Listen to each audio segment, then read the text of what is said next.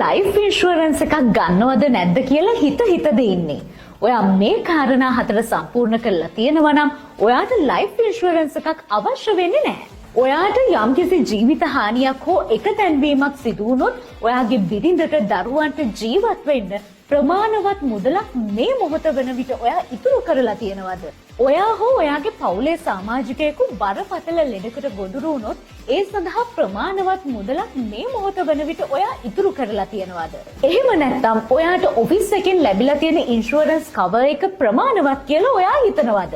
ඔයාට අවුරුදු 60න් පස්සේ ජීවත් වෙන්න අවශ්‍ය වෙන ෆන්ඩ් එක නිර්මාණය කරන්න ඔයා මේ මොහොත වෙනකොට පටන් අරගෙනද තියෙන්නේ? ඉහත කාරණා නිසා ඔයාගේ වත්කම් වලට වෙන බලපෑම ඔයා නතර කරලාද තියෙන්නේ. මෙන්න මේ ප්‍රශ්න හතරට උත්තරය ඔව් නම් ඔයාට ඉන්ෂුරන්ස් එකක් අවශ්‍ය වෙන්නේ නැහැ. අමතක කරලා දාන්න. මෙන්න මේ ප්‍රශ්න හතරට උත්තරය නැහැ නම් ඔයා අදම ක්‍රියාත්මක වෙන්න. ඊළඟ මොහොත ගැන අපි කාටවත් කියන්න බෑ.